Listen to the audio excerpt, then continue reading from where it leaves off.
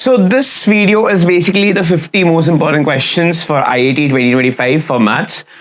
This video is basically supposed to give you a good idea about what kind of questions you can expect from each of the chapters, the possible variations, but by no means is this a complete compilation, okay? It's basically going over all the important topics of each chapter in terms of questions. So hopefully this will help you a lot and it'll act like a quick revision guide for you guys, okay? So anyways,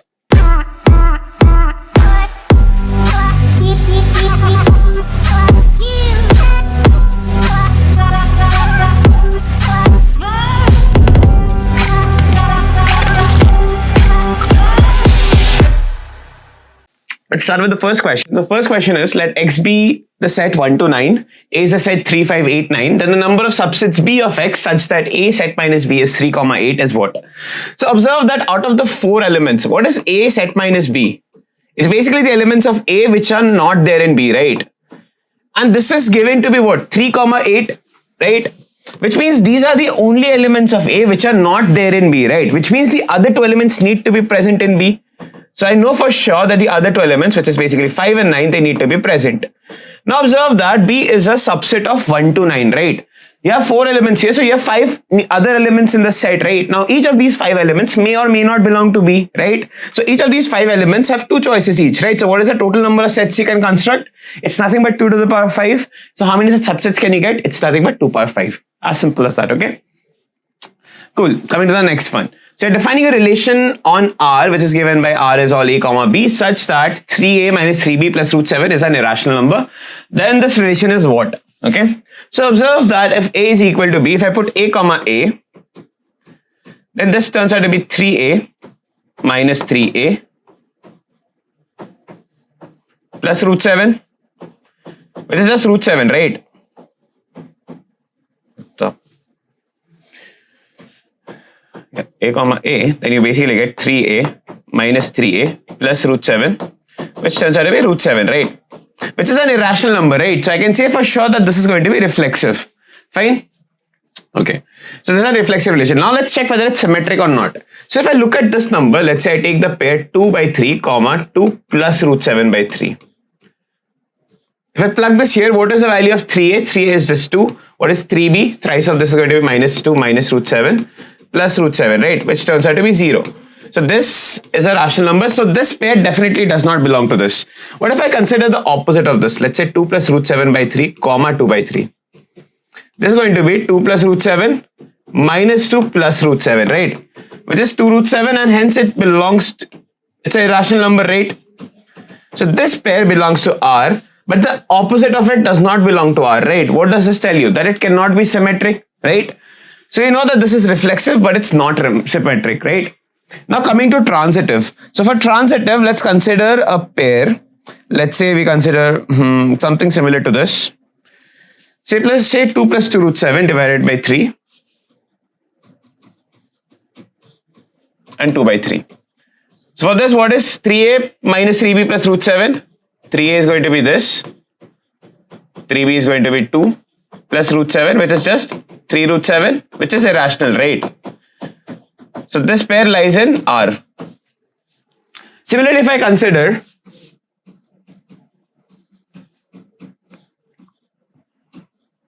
say I consider this pair, okay? 2 plus 3 root 7 by 3. Or let's consider the opposite of this, say 2 by 3 comma this. I consider this, and what is 2A minus 2, 3A minus 3B? It's 2 minus 3 root 7 plus root 7, right? Which is nothing but minus 2 root 7, right? Okay, so both these numbers belong to, so both these pairs actually belong to this relation, right? This belongs to R. Now what do we know? For this to be transitive, if A comma B is present, B comma C is present, then A comma C should be present. So if we check for A comma C, which means we are considering this pair, right?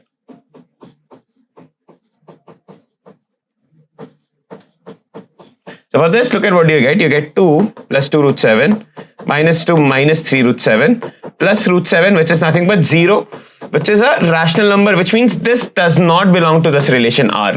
So see, AB is present, BC is present, but AC is not present. What does that tell us? That it's not transitive, right?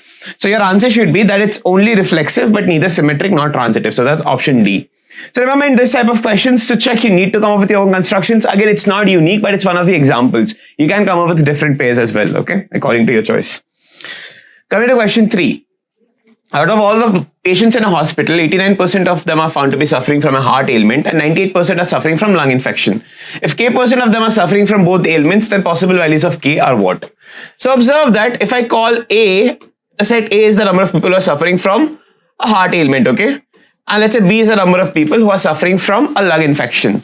Then the size of A union B, we know it's equal to size of A plus size of B minus size of A intersection B, right? Okay? By inclusion and exclusion. So in this case, percentages can be converted to you can just take the face value of it, right? Because you can multiply both sides by that constant number, right? So this mod A is given as how much? It's 89 and mod B is 98. And this intersection is precisely the people who are suffering from both, right? So the size of this is precisely the K that we are looking for. So the size of the union is given to be this. Now observe that this union is definitely going to be less than equal to 100, right? It can't be more than 100. It's the size of a set, right? It can't be more than 100%. So this quantity is less than equal to 100. And if you're looking at the union, even if they're disjoint, you know you have 98% of the people in one of the sets, right? The size of this union should be definitely greater than equal to 98, even if you don't get anything extra from the other set, right? That's pretty intuitive. So this is greater than equal to 98, which means if I consider this side, I can say that K is going to be less than equal to 89. And if I consider this side, what do I get? That K is greater than equal to, this is how much? It's 187, right? 187 minus 100, so that's 87. So I get that K is greater than equal to 87, but less than equal to 89. So these are the possible values that K can take. All values between 87 and 89, both inclusive. So which is the only value in this options which satisfies this range? It's option D, right? You can see the other ones fall outside this range. So the only possible value of K, according to these options, can be 87, okay? Cool. Does that make sense to everybody? Hopefully. Okay. Moving on. Question 4 is let box X denote the greatest integer less than or equal to X. Then the number of positive integer solutions of this equation is how much? Alright. Okay. So observe that if box values of both these are equal, then I can say that they are equal to some common value and let's call it some K.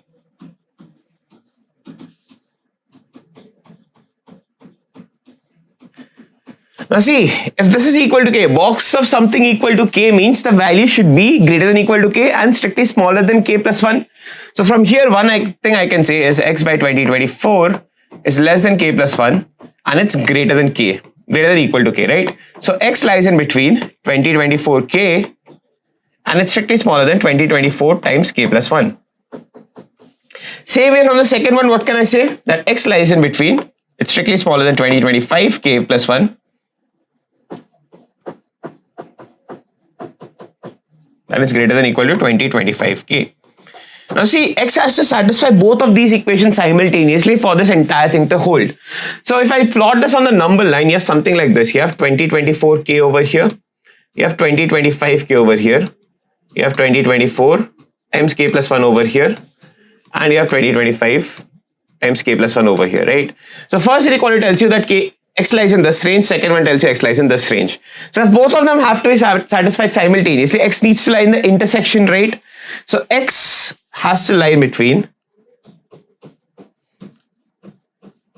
but it's strictly smaller than 2024 times K plus 1, right? Okay. So from here you can see that the number of values in this range, number of possible values that X can take is nothing but 2024 minus K, okay? So number of values, integer values in this range is nothing but 2024 minus K. Okay, fine. Okay, so from here, what is the possible value of K? From each interval, if you are getting 2024 minus K, you need at least a positive, non-negative number of solutions from this, right? You want a non-negative number of values in every interval, right? So K has to be less than equal to 2024 and obviously it's greater than equal to 0, right? So the possible values of K are in between K equal to 0 and 2024. But observe that if K is exactly equal to 2024, then what you will get? You'll get that the interval that you are getting. So how many values will you get? You'll get 0 values, right? So K equal to 2024 doesn't really give us any solution, right? We get 0 solutions. Okay. So what is the final sum? So if for each value of k, if you get 2024 minus k solutions, what is the total number of solutions you are getting? It's going to be summation of 2024 minus k, where k ranges from 0 to 2024, right? Yes or no? So the final number of solutions is going to be how much? This can be written as summation. 2024 gets added 2025 times, right? So it should be 2025 times 2024 minus summation of k from 0 to 24 is going to be 24 divided by 2. And whatever you get from this is going to be your final answer, okay? This final number. So that is the total number of positive integer values of x that you have, okay? Cool. Coming to the next one. Let alpha beta be the roots of the equation 3x square plus 2x plus 1 equal to 0. Then find the value of this, okay? So again, it's a classic example of transformation of roots. So what do? We write x equal to 1 minus alpha by 1 plus alpha. And we solve for alpha in terms of x. So you get that x plus x alpha equal to 1 minus alpha. Send it to the other side. So alpha times x plus 1 is equal to 1 minus x. Which means alpha is 1 minus x divided by 1 plus x. So the new equation whose roots are 1 minus alpha by 1 plus alpha and 1 minus beta by 1 plus beta is how much? Just substitute this value here, right? So I'll get 3 times 1 plus x whole squared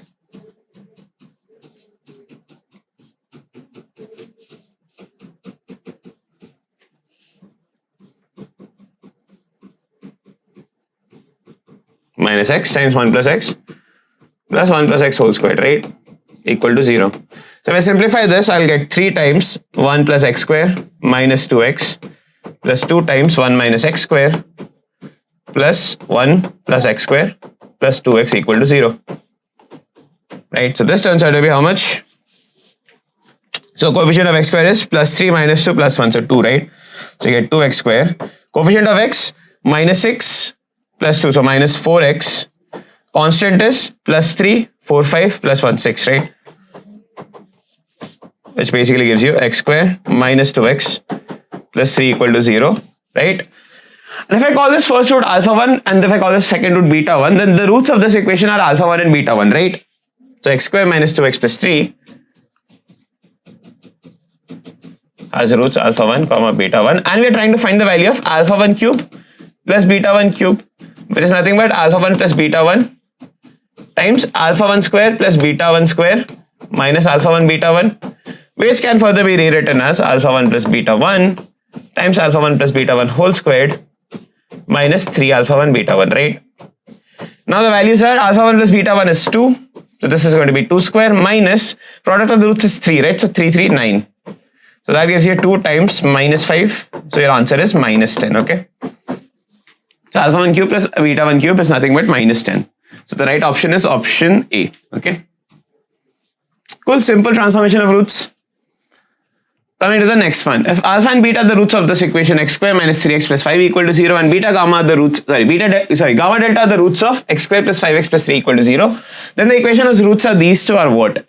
So first of all, you have to start off by finding the sum of the roots, obviously. So you get alpha gamma plus beta delta plus alpha delta plus beta gamma, right? And if you observe, this is nothing but the product of alpha plus beta times gamma plus delta, right? So that value turns out to be alpha plus beta is 3, gamma plus delta is minus 5, right? So 3 times minus 5, so that's minus 15.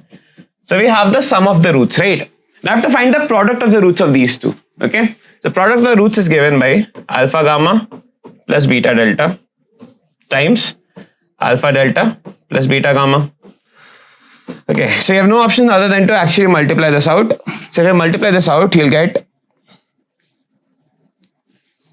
okay, so let's multiply this out. You'll get alpha square gamma delta plus alpha gamma square beta plus alpha beta delta square plus beta square gamma delta, right? So if I combine these terms together, let's take this gamma delta and this gamma delta term here. You'll get gamma delta times alpha square plus beta square. Similarly, from the other two, you'll get alpha beta common, gamma square plus delta square, right? Okay, now we can find all these values. We already know the value of alpha beta and gamma delta. So what is alpha square plus beta square? So the first one, you can say that alpha square plus beta square is alpha plus beta whole square, which is 9 minus 2 alpha beta, which is 10, right? So that's minus 1 and gamma square plus delta square is going to be how much? Minus 5 whole square, so 25 minus 6, it's 19, right? Okay, so this value should turn out to be gamma delta product is how much? Gamma delta is 3, right? So 3 times minus 1 plus alpha beta product is 5, right? 5 times 19, okay? So that turns out to be 95 minus 3, so that's 92. So product of the roots is 92 and sum of the roots is minus 15, right? So it should be x square plus 15x plus 92 equal to 0, hence option D. Okay? Simple just calculation, okay? Alright. Coming to the next one. You have mod of z1 equal to 1, mod of z2 equal to 1 and mod of z3 equal to 1. You also have the value of 9 z1 z2 plus 4 z3 z1 plus z2 z3 and you have to find the value of mod of z1 plus z2 plus z3. Okay, cool. So for this one, observe that we know that if mod of zi is equal to some k, then this can be written as zi times zi conjugate equal to k square, which means that 1 by zi is zi conjugate by k square, right? Okay, so we'll use this, okay, at multiple steps. Right, now if you look at this expression that's given to you, you have 9 z1 z2 plus 4 z3 z1 plus z2 z3, right? I can take one z1 z2 z3 common from this, right? So I'll have 9 by z3 plus 4 by z2 plus 1 by z1, right? This is what I get, okay? Now observe, this value is already given to us, and what is 1 by z3 going to be? We just looked at this, right? So 1 by z3 should be equal to z3 conjugate divided by the modulus, that is 3. So we'll get 9 here, right? Okay, so 1 by z3. In other words, 9 by z3 is nothing but z3 conjugate. Similarly, 4 by z2 is z2 conjugate, 1 by z1 is z1 conjugate, right? So this turns out to be mod of z1, z2, z3 times modulus of z3 conjugate plus z2 conjugate plus z1 conjugate, right? And this quantity is given as 6. On the left hand side, this thing is going to be the product of these 3. So 3 to 2 plus 1, 6, right?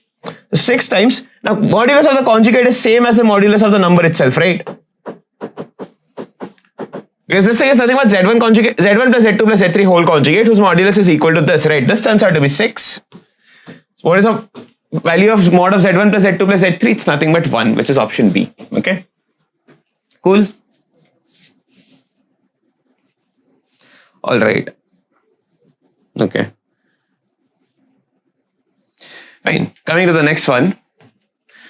Next question is, let z be equal to x plus iy and omega is defined as 1 minus iota z divided by z minus iota, and it's given that modulus of omega is equal to 1.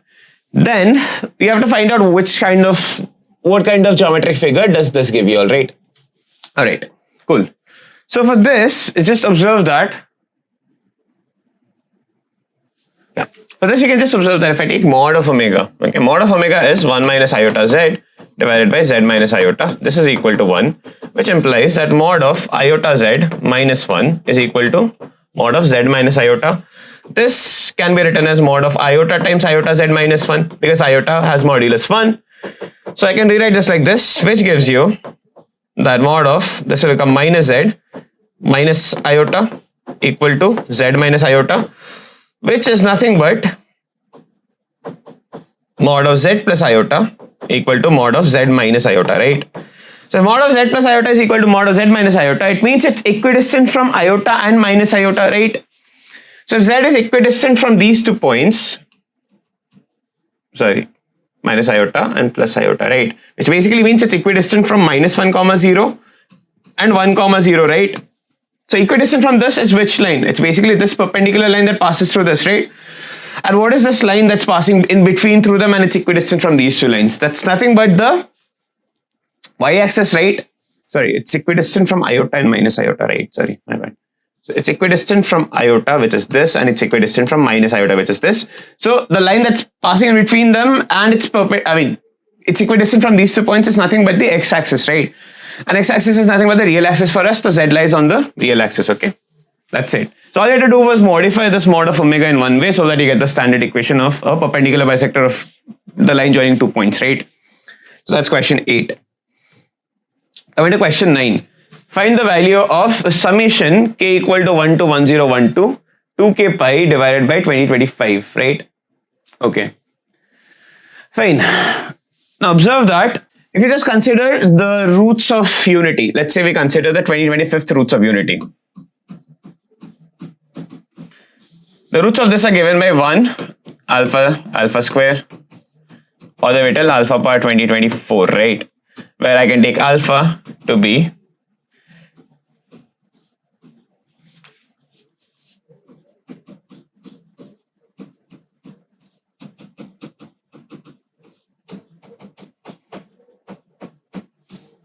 right. This is what I'll get. Okay. Now we also know that these complex numbers occur as conjugates, right? So if I pair these numbers, okay, if I pair this number apart from 1, they'll all occur as conjugates, right? So apart from 1, for every such conjugate pair, this imaginary part is going to get cancelled out, right?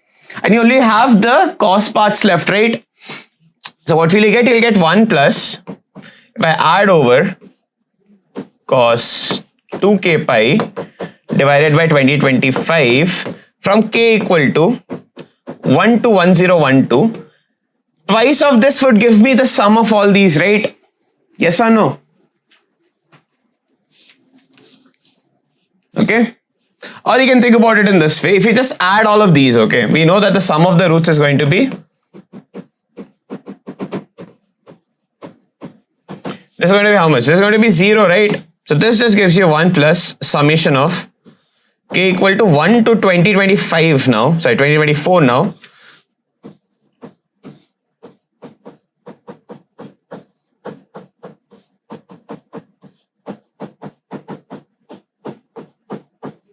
Right? Now if I pair every k with 2025 minus k, pair every k with 2025 minus k, then what will you get? See, the sign part is going to vanish, right? So there'll be a sign of this, right?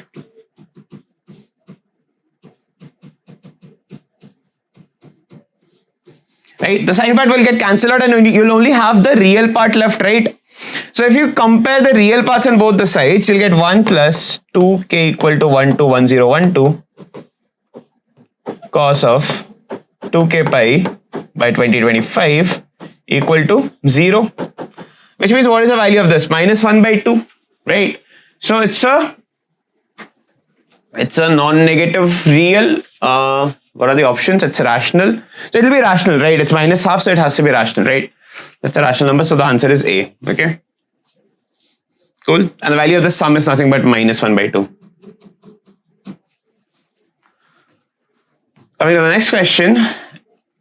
If y plus 3 divided by 2y plus 5 is equal to sine square x plus 2 cos x plus 1, then the value of y lies in which interval? Okay. Right. So for this, observe that this equation that we have, sine square x plus 2 cos x plus 1. This can be rewritten as 1 minus cos square x plus 2 cos x plus 1, right? So that is nothing but, this can be written as how much? If I take this inside, I'll write this as 2 minus cos square x minus 2 cos x. If I want a plus 1 here, I'll have to add 1 outside as well. So you get 3 minus this, which is 3 minus cos x minus 1 whole squared, right? This is the expression that is given to us, right? It can be simplified to get an expression that looks like this, okay? So from here, if this is the value of y plus 3 divided by 2y plus 5, I can say that cos square x minus 1, or cos x minus 1 whole square, sorry. This is going to be 3 minus y plus 3 divided by 2y plus 5, right? Just switching sides. So this can be simplified and you'll get cos x minus 1 whole square is going to be 6y minus 5 is 5y plus 15 minus 3 is 12 divided by 2y plus 5, Now what do we know about cos x minus 1 whole squared? Cos x minus 1, so we know that cos x lies in between minus 1 and 1. So cos x minus 1 lies in between 0 and minus 2. Right? Okay? So we get cos x minus 1 lies in between 0 and minus 2. Then if I square this, what can I say? That cos x minus 1 whole square should lie in between how much? 0 and 4, right?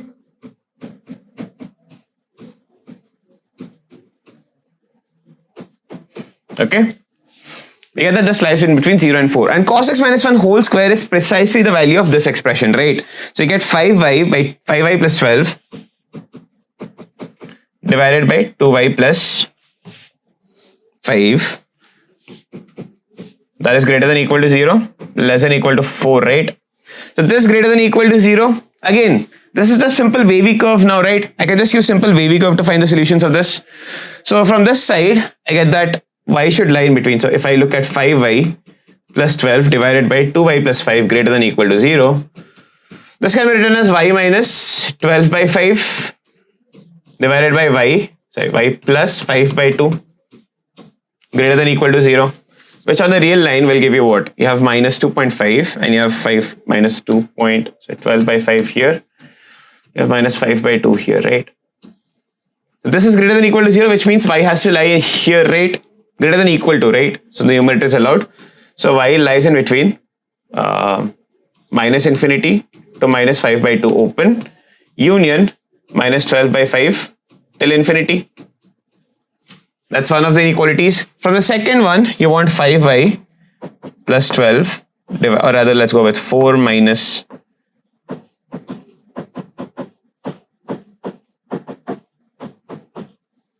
4 2s are 8 minus 5, 3y, 4 3s are 12 minus 12, 0, divided by 2y plus 3 should be greater than or equal to 0, right?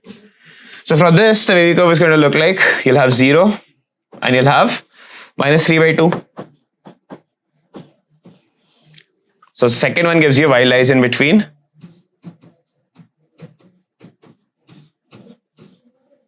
0 to infinity, right? Close 0. Now you have to take the intersection of these two unions. So let's write that down. So first one gives you y lies in minus infinity comma minus 5 by 2 union. Second one gives you minus infinity to minus 3 by 2 union 0 to infinity, right? So let's take their intersection and see what do we get. So what are the points that are given to us? Minus 5 by 2, minus 3 by 2. Minus 12 by 5 is 2 point something, right? It's 2.4.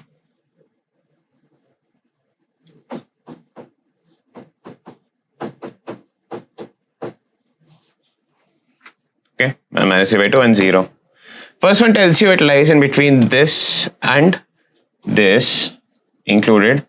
Second one tells you it lies in between this and this open and 0 closed to infinity. What is the intersection? You get this interval, and this interval, right? Okay, so you have 3 intervals. Okay. Second, did we make any mistakes over here? So 3y. Oh, this should have been 2y plus 5. Sorry. Just a slight change here. This is going to be y plus, so for 20, so there'll be a plus 8 here, okay? So this 0 is going to be minus 8 by 3 actually. You just have to change the second one. 1 second. So this is going to be 8 by 3 is roughly around 2.7-ish, right? So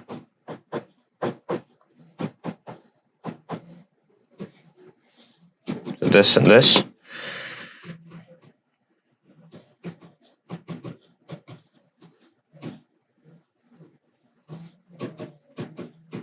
Okay, this is the second one.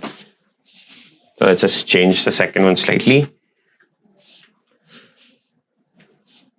Y lies in minus infinity to minus 8 by 3 closed, union minus 3 by 2 till infinity, right? Let's read in the points. So we have which is the last point we'll have 2.5, right? And this is 2.7. 2.5, 2.4, and this is 3.3 by 2, right? So first one tells you that it's between minus infinity to this open and 12 by 5 closed all the way till infinity. Second one tells you that it's still 8.3 closed, 8 by 3 closed, and 3.2 to infinity, right? So the intersection would be minus infinity to minus 8 by 3. The final value of I is minus infinity to minus 8 by 3 closed union open 3 by 2 minus 3 by 2 to infinity, right? So this is your final solution set, okay? So let's see which of the options. So that's just option minus 5 by 2.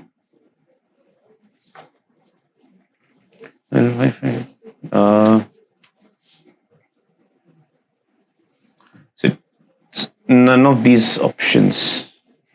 It's actually none of these options, okay? Okay, so it's actually none of these options. So it should have been minus 3 by 2. This should have been minus 3 by 2, then it would have been option A. But anyways, we get the solution. That's what we care about, okay?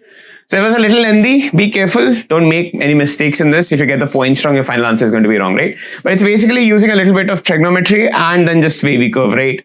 So that's it, okay? All right, moving on.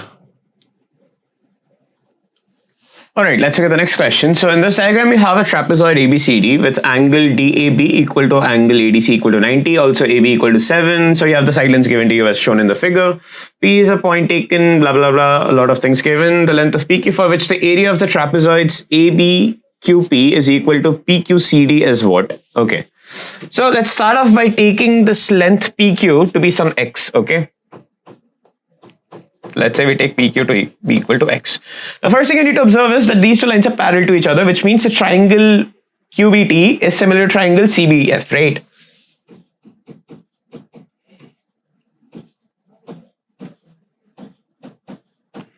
Right, which implies that QB, let's ignore QB, we want BT by BF equal to QT divided by FC, right? Now let's look at the lengths, okay? So BT, we don't really know the value of it, right? But BF, we know the value. BF is nothing but 10, right? So BT divided by BF is 10. That should be equal to QT divided by CF, right? Now what is the length of CF? CF is nothing but 10, right? Okay? So this turns out to be QT divided by 10, okay? Fine, so this is what we get. Now from here, observe that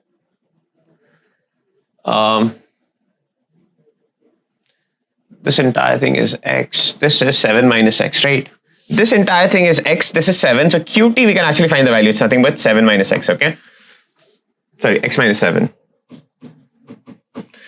So we get that BT, so this and this will cancel out, so BT is nothing but X minus 7, right?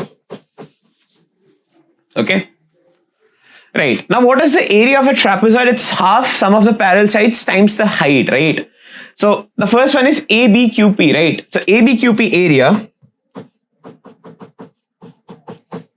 is half sum of the parallel sides, which is 7 plus X, right? Times the height, which we just found, right? BT turns out to be X minus 7. So this is what we get. That should be equal to, what is the area of the other trapezoid? PQCD, right? So that is X 17. So half X plus 17 times what is the height of this now? So what is TF going to be? TF is nothing but 10 minus BT, right? So 10 minus BT is how much? 10 minus X plus 7. So 17 minus X, right? Okay. This won't really give us anything, right? I mean, let's not go with this. If these two areas are equal, then the area of the first trapezoid should be exactly half of this overall trapezoid. Let's go with that. So this should be equal to half the area of the total trapezoid, which is going to be how much? Half of the sum of the parallel sides, 17 plus 7. So that's 24 times height is 10, right? So 120, right? So half of 120, which is just 60. Okay, so we want x square minus 49 to be equal to 120, which implies we want x square to be equal to 169, which means we want x to be equal to 13, right? So we get the value of x, okay? Then the length of PQ is what, right? PQ is the one that we wanted, and PQ was x, right? So x turns out to be 13, so that's option B. All right, that's it, okay? Simple similarity, and that's it, all right? Cool. Coming to the next one, suppose A and B are real numbers such that the points a comma b, a square comma b square, and a cube comma b cube are in the coordinate plane and they are distinct collinear, and the line passing through these points is not parallel to the y-axis. Then the values that the slope can take is how much? Okay. So if these 3 points are collinear, what is the easiest thing we can do? One is going with the area formula, but that's going to be very messy, right? So let's go with the slope. The slope of these 2 points should be equal to the slope of these 2 points, right? So you want b square minus b divided by a square minus a to be equal to slope of these 2, which is b cube minus b square divided by a cube minus a square, which should be equal to slope of the a cube minus a divided by b cube minus b. So if I take these 2 and solve them, what will I get? I can cancel out b from both sides, right? Okay. All right. Now see, the line is not parallel to the x-axis, right? So obviously we have that a cannot be equal to 0 for these, okay? Otherwise you'll get x equal to 0, so all the points lie on the y-axis. So it's not parallel, so b is not, a is non-zero for sure, right? Now if I solve these 2, I get b times b square minus 1 divided by a times a square minus 1. Sorry, a times a minus 1. So b times b minus 1 divided by a times a minus 1 is equal to b square times b minus 1 divided by a square a minus 1, right? So I can cancel out a because I know that a is non-zero, okay? Now, what else can happen? See, if b is equal to 0 or if b is equal to 1, we get values, right?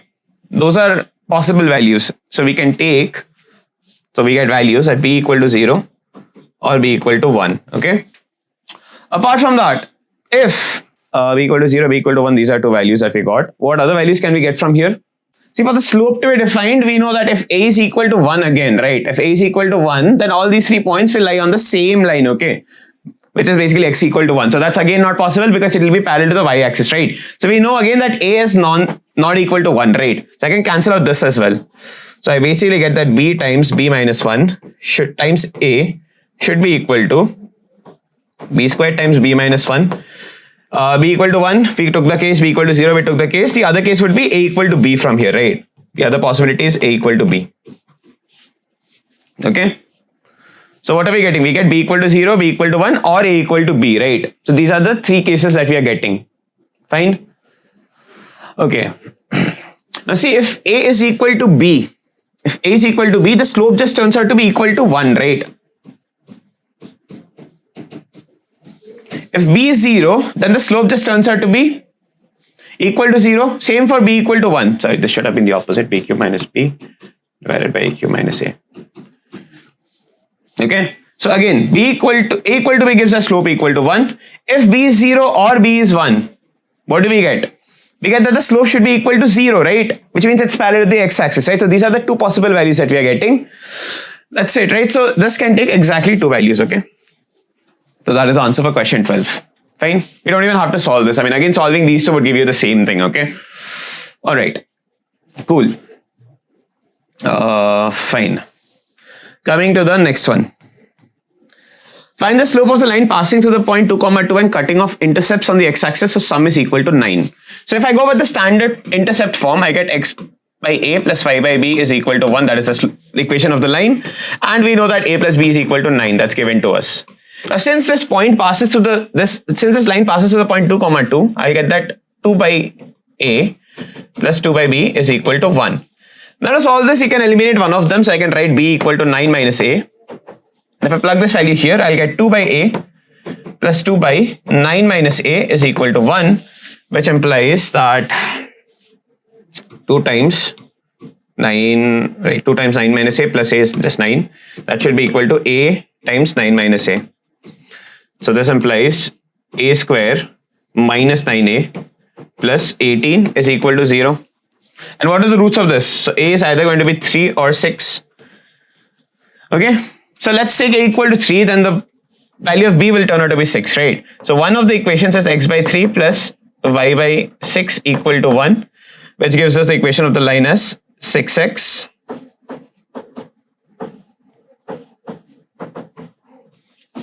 and the other one would be x by 6 plus y by 3 equal to 1, which gives us the value as, sorry, 1 second. We're multiplying this by 6, right? So 2x plus y is equal to 6, sorry. And this one will give us x plus 2y is equal to 6, right? So slope of this first line is how much? Minus 2, right? And slope of the second line is minus half. So what are the possible values? Minus 2 and minus half. So it's option C. Okay. All right. Coming to the next one. Circle x squared plus y squared minus 4x minus 4y plus 1 equal to 0 is inscribed in a variable triangle OAB, where sides OA and OB lie along the x-axis and y-axis respectively, where O is the origin. Find the locus of the midpoint of side AB. Okay. First of all, if you look at the circle, what is the center of this? Minus g comma minus f, so that's 2 comma 2. And the radius is root over 2 square plus 2 square minus 4, which is just 2, right? So if the center is 2 comma 2 and the radius is also 2, then what would the circle look like? It looks something like this, right? Okay, where this is 2 comma 2 and this is also 2, right?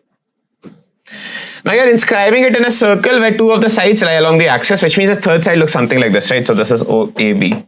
A lies along the x-axis, yeah. So OAB, right? So take the point to be what? I can take B to be some 0 comma 2h, sorry, 0 comma 2k, and take A to be 2k comma 0. Then the midpoint of this just turns out to be h comma k.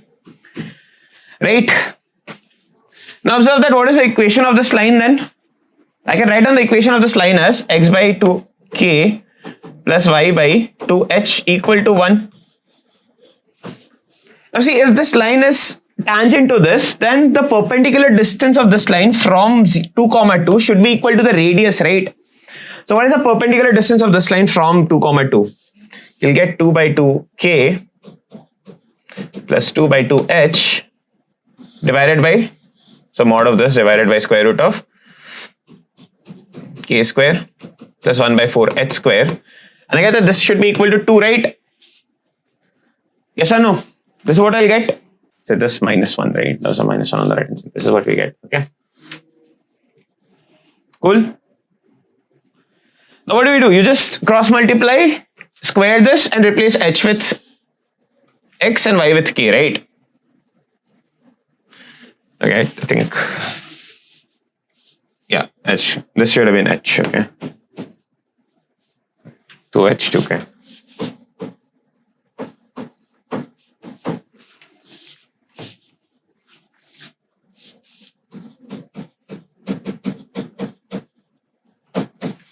So if I square this, what will I get? I'll get 2 by 2h plus 2 by 2k minus 1 whole squared equal to 4 times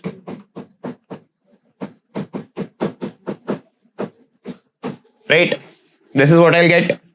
Okay. Now you'll have to simplify this. Okay. So you have to expand this and simplify this. And if you simplify this, I think ultimately the equation turns out to be x plus y minus xy plus root over x square plus y square equal to 0. Okay. Which is our option, which is option C for us. Okay. This is the right answer. Okay. Cool. All right. Going to the next one. Find the value of P such that the vertex of this parabola y equal to x squared plus 2px plus 13 is 4 units above the x-axis, right? Okay. So what do we want to do? We want to first of all convert this to the standard form, right? We want to convert this to a standard form. Then what can I write this as?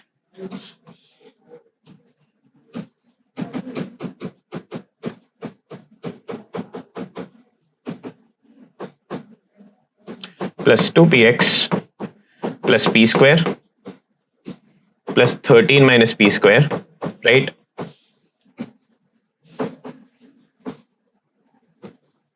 Y minus 13 minus p square is equal to x plus b whole squared, right? Okay. This is what we get. Now, what is the vertex of this? What is the vertex of this parabola? It's minus p, comma, 13 minus p square. And we want the vertex of this to be 4 units above the x-axis, right? Which means we want this y coordinate to be equal to 4. So we want 13 minus p square to be equal to 4, right? Which implies the value of p square is 9, which means p is plus or minus 3, which is option A for us, okay? The standard definition of the vertex of a parabola, all right? Okay, so that's question 15 for us. So find the equation of the chord of an ellipse joining the 2 points pi by 3 and q defined by pi by 6. Okay, so if you go with the trigonometric form of the chord, what is the equation going to be? It's going to be x by a, which is 5, cos of the sum of these two, which is pi by 3 plus pi by 6 divided by 2, plus y by 16, so 4 sine of sum of these two. And that should be equal to cos of the difference of these two, right?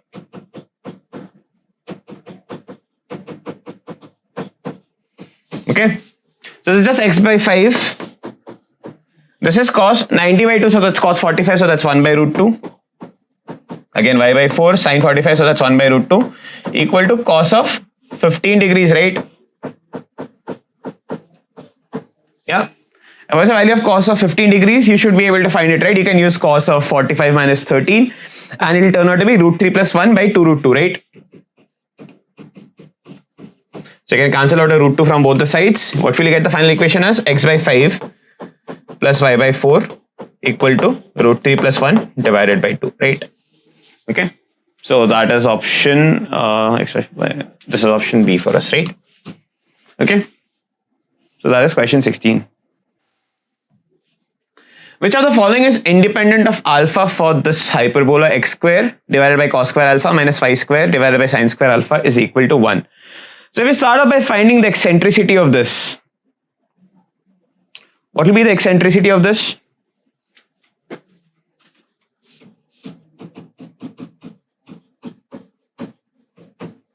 Right? This is going to be 1 plus b square, so that's basically tan square alpha. Sec square alpha, right?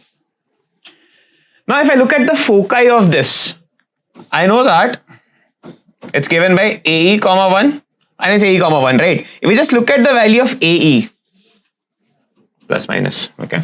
So if I look at the value of AE squared, this just turns out to be how much? A is cos square, right? Times sec square alpha, this is 1, right? Which means AE is equal to plus or minus 1. And that is independent of alpha, right? So what is the option? It's going to be abscissa of the foci, right? Okay. So because it's a single option correct question, you didn't have to check the other options, all right? Okay. And question 80. The number of arrangements of the word parallel such that P and R are together is how much? Okay. So let's look at this word. So what is the general go-to trick? We want to treat P and R as the same unit, right? What are the other words that we have? P, A, E, and one more L, right? So you have 2 A's, 3 L's, 1 E, and you're treating this as a single block, right? So you have 1, 2, 3, 4, 5, 6, 7 letters that you're trying to rearrange. So that's going to be 7 factorial divided by 2 A's, so divided by 2 factorial, 3 L's, so 3 factorial, times a 2 factorial, because these P and R can rearrange among themselves in 2 factorial ways, right? Okay, so this just turns out to be 7 factorial divided by 3 factorial, which is going to be 5040 divided by 6, right? That turns out to be 840, right? So the right answer is option A. Okay, simple, straightforward one. Going to question 19. The number of ways of selecting 3 pairs from 8 distant objects is how much? Okay. Now, observe that out of these 8 objects, how many ways can you choose the first pair? 8C2 ways, right? Similarly, how many ways can you choose the next pair? You have already chosen 2 objects, right? So you have 6 objects left. So you're choosing 2 out of them. So 6 choose 2 times the third pair you're choosing and 4 choose 2 ways, right? But in this case, you're considering the order of the pairs as well, right? You're defining this to be the first, this to be the second, this to be the third pair, right? But for us, does it really matter? We are just choosing 3 pairs, right? We don't care which pair comes first, which pair comes second, right? So you have to divide this entire thing by 3 factorial, okay? To get rid of that ordering thing, okay? So your final answer is just option B, okay? Right? Simple. Coming to question 20, let A be a set of elements and A is a relation that you're defining on this, okay? Such that, okay, find the probability that the relation is symmetric, okay? Fine. What is the number of relations that we can define on this? So number of pairs in A cross A, if A has n elements, okay, it's not given, but I'm assuming that A has n elements. Then the size of A cross A, the Cartesian product, we know it's nothing but n square. So any relation is just a subset of the Cartesian product, right? So total number of relations that we have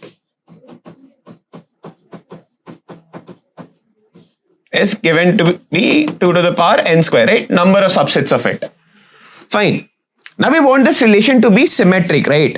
If we want this to be symmetric, we want all pairs if A comma B is present inside this relation R, we want B comma A to be present as well. Okay? Right? Alright.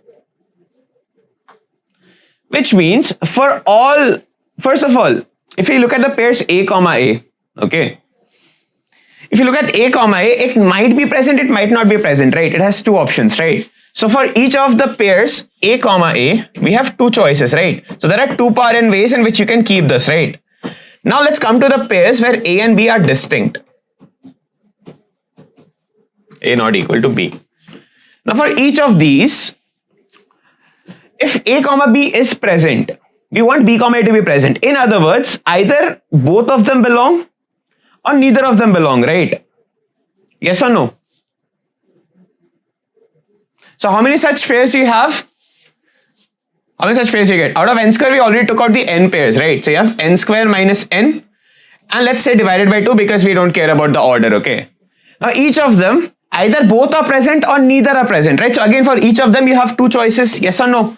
So there is 2 to the power n square minus n by 2 ways in which you can choose these elements, right? So total number of symmetric relations is basically the product of these two. So it's going to be 2 power n times 2 to the power n square minus n by 2. And the required probability is this divided by n square. That is going to be 2 to the power n square. It's going to be n square plus n by 2 minus n square, right? So that turns out to be 2 power. Or we can just keep it like this, or should we? Okay, yeah, minus n square. So that is 2 to the power 2n square minus n square, so minus n square plus n divided by 2, right? That can be written as 2 to the power minus n, if I take that common, minus n minus 1 divided by 2, okay? Which is nothing but option B for us. So the entire idea was fixing the symmetric relation after dividing it into 2 different pairs, okay? One where the elements are the same. This we can either keep them or we might not keep them. Second one, I either have to keep both of them or we have to keep neither one of them, right? So again, 2 choices. So this is the final probability, okay? Cool. All right, let's look at the next one. So the next one is consider 3 biased coins. Let the probability of getting head on one of them be 1 by 3 and the probability of getting a tail is 2 by 3 in each of the coins. Consider the experiment of tossing 3 coins 1 by 1 and the following events. Is the event that at least 2 heads show up, and the second one is that the first coin shows tail. That the conditional probability of E given that F has already occurred is how much? So probability of E given F is how much? Probability of E intersection F divided by probability of F, right? Now E intersection F means you want 2 heads and the first one has shown tails, right? It means that the second and the third coin, they have to give me heads, right? So that turns out to be tail on the first one, the probability is 2 by 3, right? So it will be 2 by 3 times heads on the other 2, and they're independent events, so I can just multiply them. So 1 by 3 times 1 by 3 divided by probability of F. Probability of F is the first one shows tail, right? What is the probability that the first one shows a tail? So you want probability of, okay, the first one showing a tail, that's just 2 by 3, right? Yeah. So what is your final answer? So it just turns out to be 1 by 9, okay? Which is option A for us. Fine. Simple. Coming to the next one. An urn contains 6 red balls and 4 black balls. Urn B contains 4 red balls and 6 black balls. One of the balls is drawn at random from urn A and placed in urn B. Then one ball is drawn at random from urn B and placed in urn A. If one of the balls is now drawn at random from urn A, then find the probability that it is red. Alright. So what are the possible cases that we have? See, you're transferring 2 balls essentially, right? One from A to B and then from B to A, and then finally you're making a final draw from urn A, right? So what are the possibilities? Either it's going to be, so ultimately you need to calculate the probability of drawing a red ball from urn A, right? Now the chances are either you sent a red ball to B and then again you sent a red ball from A. Okay, so basically I'll write these as A to B, the ball that you're sending, followed by B to A, right?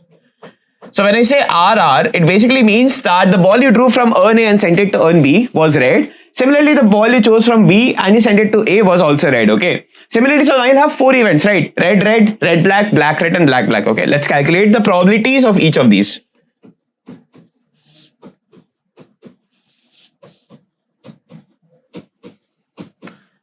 Okay? So red, red, and obviously after each of these events, you have the final event, which is drawing a red ball from urn A after these 2 events has happened, okay? Now, sending a red ball from urn A to urn B, what is the probability? It's 6 by 10, right? So it's going to be 6 by 10 times, now urn B has how many balls, okay? Urn B now has 5 red balls and 6 black balls, right? So the probability of sending a red ball again from the second urn to the first urn is going to be 5 by 11, right?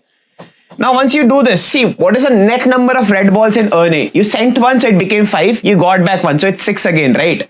Yes or no? So final probability of drawing a red ball from this is going to be nothing but 6 by 10, right? So this is the first case, okay? Does this make sense? So first red, red, and then final probability of drawing a red ball from this again, okay?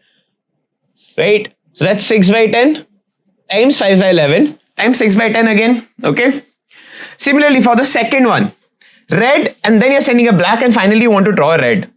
Okay, so red, again the probability is going to be the same. But now, once you have sent this, what happens to urn B? Urn B now has 5 red and 6 black balls. So the probability of drawing a black ball is 6 by 11. But after these 2 events have happened, what is the net number of balls in urn A? You had 6, you sent 1, so it became 5 red, 4 black, and then you got back a black, right? So you got 5 now, right? So final probability of drawing a red now is going to be 5 by 10, okay? Now coming to the third one, you're sending black from A to B and receiving a red from B to A. So probability of sending a black is going to be 4 by 10 times, now you want to draw a red. So you have 4 and 7 here, right? So it's going to be 4 by 11, right? Because the number of red balls did not increase after your first shift. Now you're sending a red, okay? So you sent black and you received red. So now there are 7 red balls, right? And 3 black balls, okay? So it's going to be 7 by 10. Similarly, for the last one, you're sending black in both the cases. So first black probability is going to be 4 by 10. Now you have what? 7 black balls, 4 red balls, right? So it's going to be 7 by 11, right? Okay? And after you send this back, now what is the number of balls in urn A? 6 red. It was initially 6 red, 4 black. You sent a black, so it became 6 red, 3 black, and you got black back, right? So it's basically 6, 4, right? So again, it's going to be 6 by 10. Now the sum of all these probabilities is going to give you the total probability, okay? So if you simplify this, it should turn out to be 32 by 55, okay? So it's easy, it's not difficult, right? Because the denominators are what? They're all 1, 1, 0, 0. So you can add the numerator and you'll find the answer. It turns out to be 32 by 55, okay? That's it. So just do it step by step, take it one step at a time so that you don't make any calculation mistakes, okay? Alright. And the next one, find the number of divisors of the number 2 cube times 3 to the power 5 times 5 to the power 7 times 7 to the power 9, which are perfect squares. See, any divisor I take, it will contain the same primes, right? So it will have 2 power, say n1, 3 power n2, 5 power n3, and 7 power n4, right? Now all these powers have to be even for this divisor to be a perfect square. So n1 can only take even numbers between 0 and 3. So what are the options? 0, 2. So there are 2 options. So there are 2 options for this, right? n2 again, it's between 0 and 5. So what are the values it can take? 0 to 4. So there are 3 options. n3 is between 0 and 7. So 0, 2, 4, 6. So there are 4 options, right? And 9, 0, 2, 4, 6, 8. So there are 5 options. So this times this times this times this is the number of divisors you can find which are perfect squares, right? And what does that turn out to be? 10, 40, 120, right? So the answer is 120. Okay, clear? All right, moving on. Coming to the next one. AD denotes the set of all terms of an infinite arithmetic progression with first term A, common difference D. If AP 1, 3 is intersected with 2, 5, intersected with 3, 7, then what is this AP? So this is, I mean, you can find the common term, you can find the general expression and do it, but the easiest way is to just list down the APs and find the terms, okay? So 1, 3 looks like what? 1, then 4, 7, 10, 13, and so on and so forth, right? Second one starts with 2 with common difference 5. So you get 2, 7, 12, 12 plus 5, so 17, 22, so on and so forth, right? And the third one is 3, 7, right? So you get 3, then you have 10, then you'll have 17, okay? 17 then plus 7, so 24, so on and so forth, right? So if I look at the intersection of all these 3 APs, what is the first term that's common for all 3? Can I find that term? 22, 24. Okay, this might be slightly lengthy.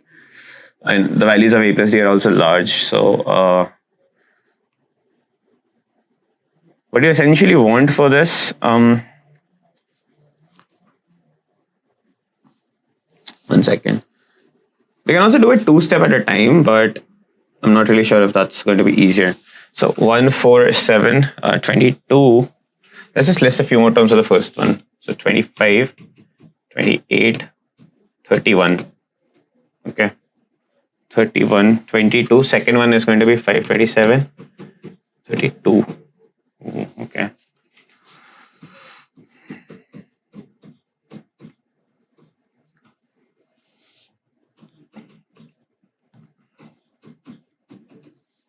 Right.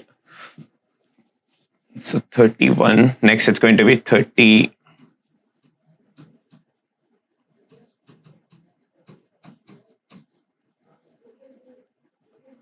14, 15, 16. The first and the third are the most difficult to find the common terms. 52. So we got 52 for the first two. This one is going to be 7, right? 38, 45, 52. Okay. So the first common term turns out to be 52 for this, right? Is there anything common before that? I don't think so. Yeah. So 52 is the first common term, right? Okay. So if I look at the intersection of these 3 APs, the common term is going to be 52. Okay. And what is the, for this to have, for the intersection, we know how to find it, right? D is going to be the LCM of these 3, right? So it's the LCM of 3, 5 and 7, right? So that turns out to be 105. So the common difference of the common this should be 105, right? So what is the sum of these two? It's going to be 7, 157, right? So that's your final answer for A plus D. So finding this A is a tricky part, okay? But I would recommend you to just list it and do it, okay? That's way faster than coming up with general solutions and doing it, all right? Okay, so that is question 24. Coming to question 25. Let A1, A2, A3 be a sequence of positive integers in arithmetic progression, all right? And it's given that the common difference is 2. B1, B2 is a sequence of geometric common ratio 2. If A1 equal to B1 is equal to C, then the possibilities of C for which these two are equal for some positive integer n is what? Okay. Fine. What is the sum of this? What is twice the sum of these numbers going to be? 2A1 plus, right, times n, okay? So n by 2, so the 2 and 2 cancels out. So the left hand side turns out to be this, right? Right hand side is just sum of a GP with common difference equal to, common ratio equal to 2 and first term equal to C, right? So that just turns out to be C times to the power n minus 1, right? Okay, this is what we get. So what we can do from here is we can solve for the value of C, right? If we solve for the value of C, what will we get? So observe that you have 2nc plus 2n times n minus 1. Should be equal to 2 power nc minus c, right? Send the c term to the other side, you'll get 2n square minus 2n divided by 2 power n minus 2n minus 1, right? This is the value of c. Now see, c is what? It's given that it's a positive integer, right? Positive integer n, okay? And these are all what? These are all sequences of positive integers, right? So if these are sequences of positive integers, c has to be a natural number, which means this ratio has to be greater than equal to 1, right? So you want 2n square minus 2n to be greater than equal to 2 power n minus 2n minus 1, right? So 2n and 2n cancels out. So you want 2n square plus 1 to be greater than 2 power n. And you can see that if you take n equal to, greater than equal to rather, if you take n equal to 6, 36, 72 plus 1, for 6 this doesn't hold, right? And the right hand side obviously increases way faster because it's exponential. So the only values that will satisfy this are c less than equal to 5, okay? Now it's going to be a little bit of trial and error. You can look at the different values of c and c. Which one gives you a possible value? So n less than equal to 5. So you only have to check for 2, 3, 4, 5, right? And you can see that n equal to 3 is the only one that will give you a solution. And the corresponding value of c is going to be 12, okay? So n equal to 3, c equal to 12 is your only solution, okay? So c equal to 12 is the only possible value. So the answer is option B. Fine. Coming to question 26, if the second term of this expansion a to the power 1 by 13 plus a by root over a to the power minus 1, okay? If this is equal to 14 a to the power 5 by 2, then the value of this is what? Okay, fine.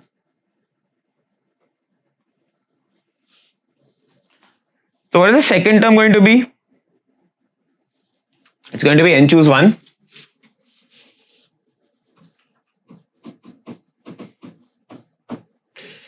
A to the power n minus 1 by 13, right, times this a by root over a to the power minus 1 is just a root a, right? So this a root a goes to the numerator.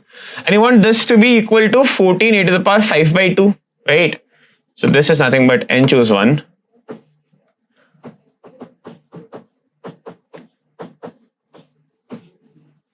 Okay, this is what we are getting, right? So from here, let me simplify this. 1 second.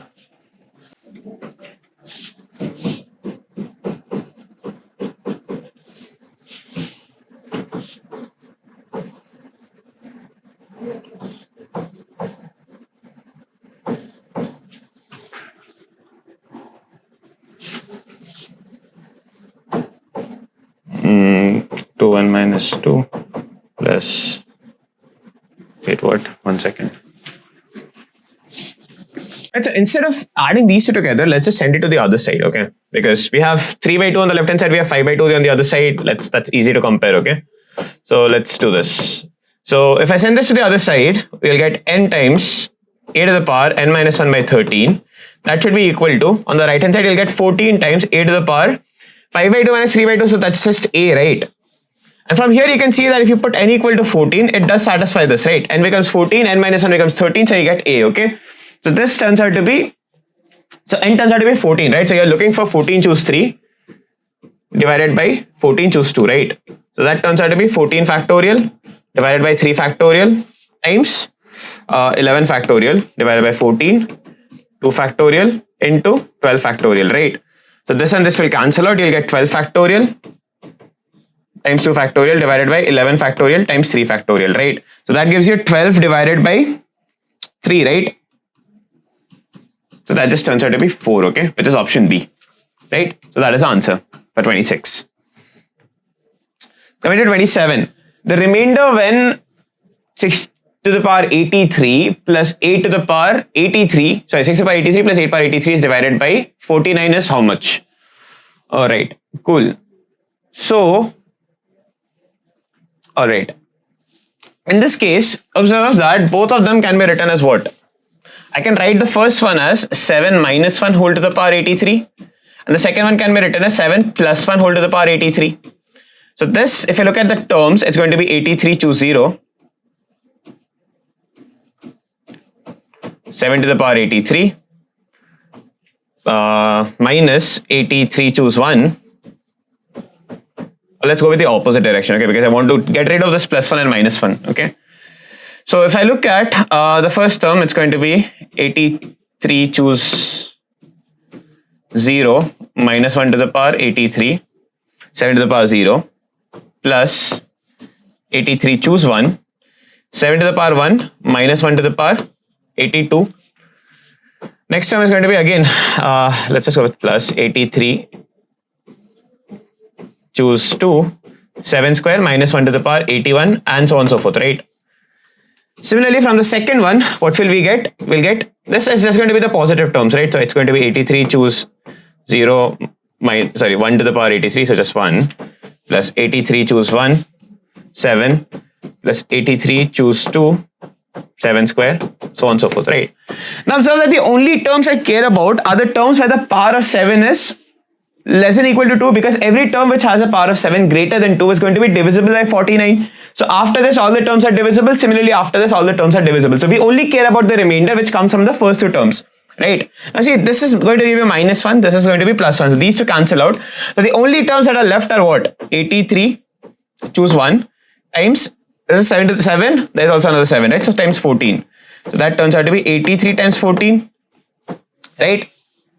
So you just need to find the remainder when you divide this number divided by 49, okay? Right? That's all you need to calculate.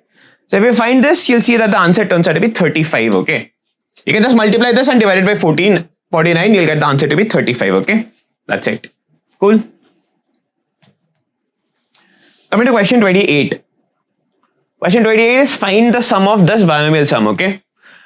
So in this case, what do we have? If you generalize the term, it's basically some r times 101 choose r divided by 101 choose r minus 1, right?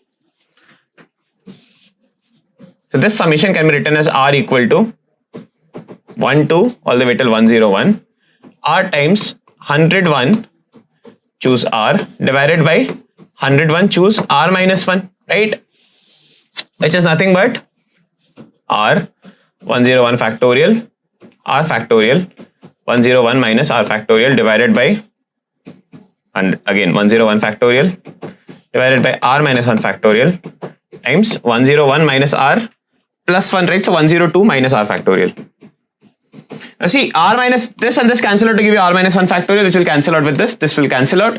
So ultimately what you have left is 102 minus r factorial divided by 101 minus r factorial, which just gives you 102 minus r, where r runs from 1 to 101.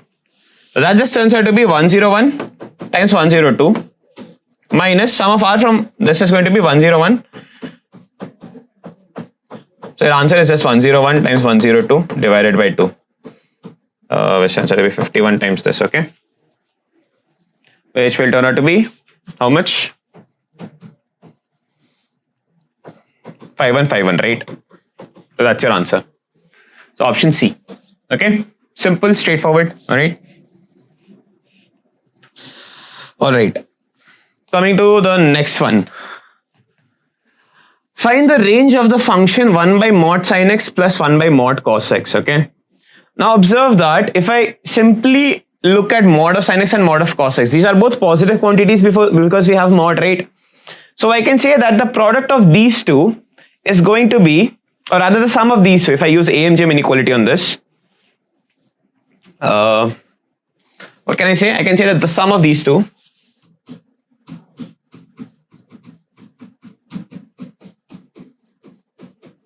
is greater than or equal to twice of the product of these two, which is 1 by whole to the power half, and this right hand side can be written as how much? Multiply by 2 and divide by 2, you'll get 2 mod cosec 2x root. Now what do I know? I know cosec x is greater than or equal to 1, right? So this entire quantity is greater than or equal to 2 root 2, right? So what is the range of this function going to be? It's going to be 2 root 2 closed open infinity. So that's option A for us. That's it. A simple AMGM, right? Okay, cool. All right. All right, let's look at the next question. So suppose you have a function fx which is defined piecewise as -1 plus sine k1 pi x if x is rational and 1 plus cos k2 pi x if x is irrational, right? So first of all, one thing you can observe is I can call this part f1 of x, I can call this part f2 of x, right? And the range of these two parts individually are what? -1 plus sine k1 pi x is going to range in between -2 and 0 inclusive, and this one is going to range in between 0 and 2 inclusive, right? Okay. All right. Now we know that the period of sine k1 pi x is going to be what? It's going to be nothing but 2 pi divided by k1 pi. So which is basically 2 by k1, right? Okay. Let's just call it some t1. Okay. Let's say this is the period of t1. Now, what is the definition of a periodic function? That you want f of x plus t1 to be equal to f of x, right? First of all, for this to be equal, if x is rational, then if t is irrational, then this overall value will just be f2 of x plus t1, right? But the only values that f1 and f2 can take in common are 0. But for this to be 0, we want this to be an integer multiple of pi by 2, right? Or even integer multiple of pi by 2, whatever. Anyways, that would basically imply that k2 has to be some rational number, right? So even if x plus t1 turns out to be equal to f2 of x plus t1, then we get that t1 has to be a rational number, right? If not, the other case is that f1 of x plus t1, because x plus t1 is still a rational number, you still consider the first piecewise function part, right? So this turns out to be f1 of x, right? Okay, but for this to happen, we know the other case also gives us that t1 has to be rational. Now if t1 is rational, which is the period of the first part, then the period of the second part also has to be rational, because the overall period of this function is rational, right? Okay, so that would imply that 2 by k2 is also, which is if you call t2, you want 2 by k2 to be also rational, which implies that k1 and k2 both have to be rational, right? That is question 30.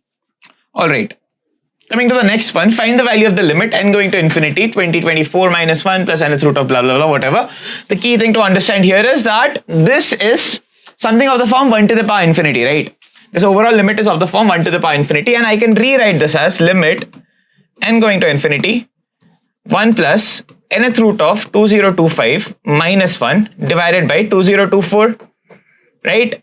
Whole to the power n. And what is the limit of this? This is nothing but e to the power limit n going to infinity. What is this going to be? Nth root of, so basically 2025 whole to the power 1 by n minus 1 divided by n times 2024, right? Because this n comes to the denominator. So you get this, right? Sorry, 1 by this thing, so 1 by n. Okay, and now if I differentiate this, if I use L'Hopital to find this limit, I'll get n going to infinity. This will become minus 1 by n square times 2025 whole to the power 1 by n times log 2025 divided by 2024 times minus 1 by n square. So this part cancels out, this goes to 1. So ultimately what you're left with is e to the power 1 by 2024 log 2025, which is nothing but 2025 to the power 1 by 2024. So that is the final value of the limit, which is option A, right? That is question 31.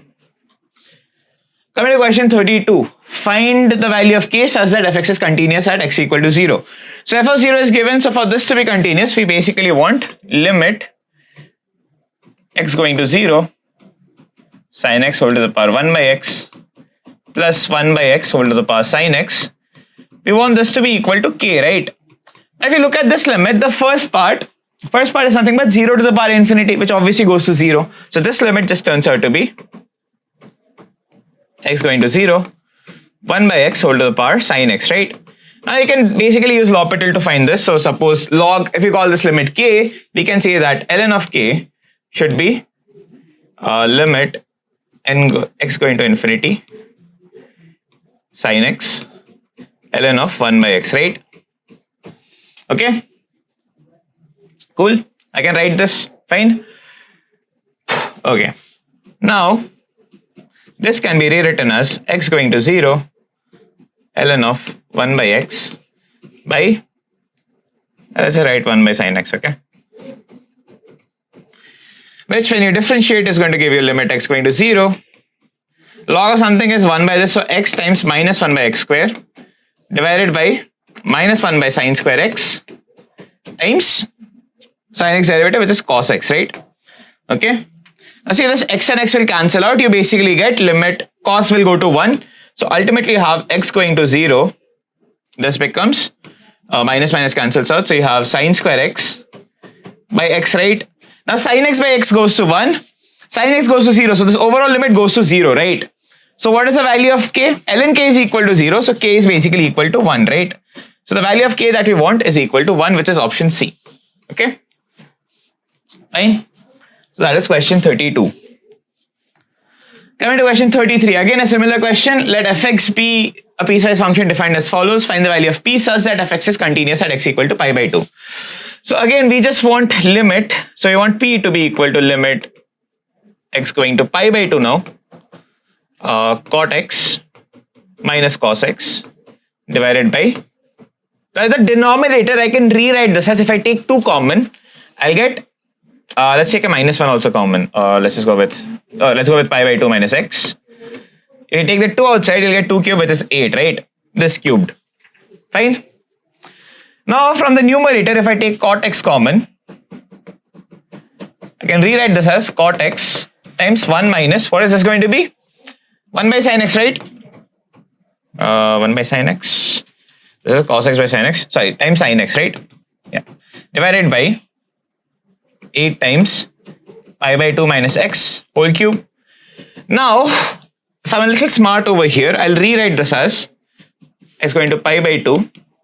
Keep the 1 by 8 outside. Cot of this, let's just go to the next line. Take the 1 by 8 outside. Limit x going to pi by 2. Now the first component, cot x, can be written as tan of pi by 2 minus x. And let's take one of these pi by 2 minus x's and keep it with this, right? Times 1 minus sin x is, if I use this, 1 minus sin x is basically, sin x can be written as 1 minus cos, let's just focus on this part, okay? So basically I want to bring everything in terms of pi by 2 minus x, right? So this part is nothing but 1 minus cos of some cos h, right? Where h is nothing but pi by 2 minus x, okay? So this becomes 2 sine square h by 2, right? So the second part will basically turn into 2 sine square pi by 2 minus x by 2. So divided by 2 divided by pi by 2 minus x whole squared. Now this part goes to 1, the first part, right? Because it's basically some h going to 0, tan h by h, which goes to 1, we know that. For the second part, we wanted divided by 2 square here, right? Sorry. So we want a pi 4 here, so multiplied by a 4, okay? And what will you get? This entire thing will go to 1, right? Sine square h by h square. This will go to 1. So ultimately, what are you left with? So you have 1 by 8 times 2 times 1 by 4, right? Which gives you 1 by 16, which is the final value of p, okay? So p just turns out to be 1 by 16, okay? So you can use L'Hopital if you want, but I'm pretty sure L'Hopital is just going to make all these terms even more complicated, okay? So remembering trigonometric limits actually helps in a couple of questions. Okay, kind of question 34. Find the total number of points of non-differentiability of maximum of sin square x, cos square x, 3 by 4, okay? Now if you observe one thing carefully, all 3 of them are periodic functions, right? Constant function is obviously periodic with an undefined period, fine, but it is periodic, right? So is sin square, so is cos square. So if I draw the graph of this between 0 and pi, okay? If I draw the graph of this between 0 and pi, what will I get? So sine will look something like this, cos looks something like this, and you have 3 by 4 somewhere around here, right? Okay? So if I look at the max of this, what will I get? So even if you don't look at the max, let's just outline it, okay? This is the max over here, this is the max over here, then you get this, then you get this, then you get this, right? Okay? Fine? And this is the point where, so this is sine, right? So this is the point where you get pi, okay? Let's say pi is somewhere around here where it becomes 0. So inside this interval, what is the number of points of non-differentiability that you're getting? Every sharp bend, right? Which is 1, 2, 3, and 4. Now because it's a periodic function, the number of points of non-differentiability should be the same in every subinterval of length pi. So in 0 to pi, if you get 4 points, from pi to 2 pi, you'll again get 4. So from 0 to 10 pi, how many will you get? 10 times the number of points of non-differentiability that you're getting here, right? The answer is going to be nothing but 4 times 10, so 40. Okay, just simple observing the graph, that's it. Okay, coming to question 35. Let fx be a differentiable function such that fx times gx is differentiable at x equal to a, then which of the following is true? First thing you'll observe that everything revolves around the differentiability and continuity of gx, right? So I can write this derivative. It's a weird way of writing it, but this is basically the first principle, that fx times gx at x equal to a is what? It's going to be ga times f prime a, right? Plus, because we are talking about the continuity and differentiability of g, I can write the second part as fa times limit x going to a, gx minus ga divided by x minus a. Now see, if, let's look at the option, gx must be differentiable at x equal to a, is that true? No, right? Because if somehow f of a becomes equal to 0, we don't care what this limit is, right? The second quantity is going to become 0 as it is, okay? So gx doesn't have to be necessarily differentiable at x equal to a. If gx is discontinuous, yes. If gx is discontinuous, then this limit does not exist, right? Then fa has to be equal to 0 for this overall derivative to exist, which is given in the question, right? So option B is correct. Similarly, question C is f of a is non-zero, then g must be differentiable. Yes, right? Because if fa is non-zero, the second limit has to exist. And we know by definition, if the second limit exists, then the function is differentiable, right? Which means if f is non-zero, it has to be differentiable. Hence, B and C are both correct, and it's just option D. So it was a very conceptual question, just using the definition of the derivative at a point, right? So that's question 35. Coming to question 36, let fx be sine cube rx where r is a non-zero real number, then which of the following statements is true? If r is, so what do you need? It's all about decreasing and increasing nature of the function, right? So if fx is, for us, fx is given as sine cube rx, which will give me f prime x as times cos rx, and there'll be a 1 by r outside, okay? But we can ignore it. No, we actually need it. Yeah. Because there is a condition on r as well. So 1 by r, right? Sorry, times r. Okay. This is what the derivative looks like. Okay. Now look at the options. If r is greater than 0, first of all, sorry, there's rx here as well. So 3 sine square rx. So let's look at the corresponding intervals where Rx lies, okay? Because here, this is the value, this is the interval where X takes its values, right? So Rx is going to lie in the interval pi by 2 to pi in this first case. Second case, it's 0 to pi by 2. Third case, it's minus pi by mod R, comma 0. And, sorry, it's going to be R by 2, sorry, pi by 2 times R by mod R is basically the sine of R, right? So I can write it like this, comma 0. And the fourth one is going to be again minus pi times sine of R times pi by 2, right? Okay. These are the intervals where Rx takes its values, right? Now look at the first case. If R is positive, forget about sine square Rx, right? Because it's always positive. So we only need to focus on Rx and R. So if I look at the interval, and if I look at the graph of cos x, this is what we get, right? So this is minus pi by 2, 0, and this is pi by 2, right? And then here is pi. Okay? These are the values. So if cos rx, if rx lies in pi by 2 to pi, you can observe that cos is negative. So r positive, sine square positive, cos negative. So this overall derivative is going to be negative. So it can't be increasing. So option A is incorrect. Similarly, if I look at option 2, if r is positive, then function is decreasing on 0 to pi by 2. See, 0 to pi by 2, cos is positive, sine square is positive, r is positive. So it can't be decreasing, right? It has to be increasing. Okay. So option B is also incorrect. If r is negative, then r is decreasing on this interval. What is this interval going to be? R is negative, right? So sine of r is minus 1. So you are still working with pi by 2. So it will basically turn into 0 to pi by 2, right? Yes or no? Okay, because of the sign will switch. So 0 to pi by 2, cos is positive, sine square is positive, but r is negative, right? Which means this derivative is going to be negative. Hence, option C is correct, right? Okay. So just looking at the nature of the graph, that's it, all right? Coming to question 37. If fx is a decreasing function which attains positive values, then the set of values of k for which the major axis of this is along the x-axis is minus a to b, then find a plus b. What do we know for the major axis? This is the value of a square, right? This is the value of b square. So we want a square to be greater than b square, right? Only then will the major axis of the ellipse be along the x-axis, right? So what do we have here? We want f of k square plus 2k plus 5 to be greater than f of k plus 5. But because it's a decreasing function, this would imply that k square plus 2k plus 5 should be less than k plus 11, right? Okay.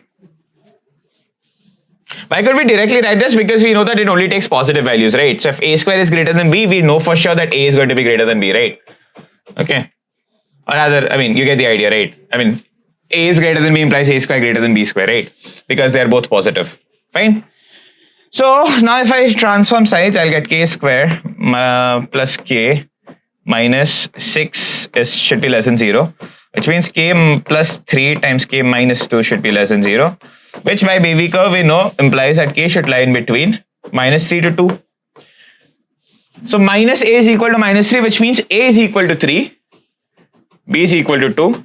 So a plus b is going to be just 5, right? Which is option C for us. Alright. Okay, simple idea of decreasing function and some basic property of ellipse, okay? And question 38. The function fx equal to x6 minus 3x4 plus 3x square minus 5, then which of the following is correct, okay? Obviously, again, we need to look at the derivatives. So f prime x just turns out to be 6x to the power 5 minus 12x cube plus 6x, right? Which gives you 6x. If you take it common, it's going to be x4 minus 2x square plus 1, right? Which is nothing but 6x times, this is x square minus 1 whole squared, right? Which can be written as 6x, x minus 1 squared, x plus 1 whole squared, right? Now if I use wavy curve on this, what will I get? The nature of this derivative is going to look something like this, right? You have minus 1, you have 0, you have plus 1. Even power, you bounce off odd power, you cross, okay? This is what you'll get, right? So fx is decreasing on minus 1 to infinity. Is that true? No, right? Because in between it is negative, right? F prime is negative. So option A is incorrect. Option B, fx is decreasing in minus infinity to 1. Minus infinity to 1, that's wrong, right? Because there's a positive interval. F prime x is strictly greater than 0 for all non-negative values of x. Is this true? For non-negative values of x, is it strictly positive? No, right? Because in this interval and this interval, it's going to be negative, right? This is f prime that we are talking about, which means none of these options are correct. Hence, the right answer is D. Okay? Alright. Coming to question 39. The number of distinct real roots of this function is equal to what? Surprisingly, we will not use any polynomial theory over here. What we'll use is, so we'll use some of it obviously, but we'll look at the derivative of this, right? So f prime x turns out to be 4x cube minus 12x square plus 24x plus 1, which implies f double prime x, if you look at that is going to be 12x square minus 24x plus 24, which is just 12x square minus 2x plus 2, which is 12 times x minus 1 whole squared plus 1, which is strictly positive always. So if f double prime is strictly positive, then what can I say about f prime x? F double prime basically does not have any roots, right? Which means this has 0 real roots. Now see, if f prime has 2 real roots, by Rolle's theorem we'll know that f double prime needs to have at least 1 real root in between those 2 roots, which means f prime cannot have, so this can have at most 1 root, right? Could be 0, could be 1, but definitely not more than 1, that is the thing, okay? So at most 1, which means if this has at most 1, this can have at most 2, right? So this has at most 2 real roots. Now if we look at the nature of the graph a little, you'll get that f of 0 is what? F of 0 is equal to minus 1. What is f of 1? F of 1 is going to be 1 minus 4 plus 12 plus 1 minus 1. Okay, let's just write it down. 1 minus 4 plus 12 plus 1 minus 1, right? This will cancel out. So you have 13 minus 4.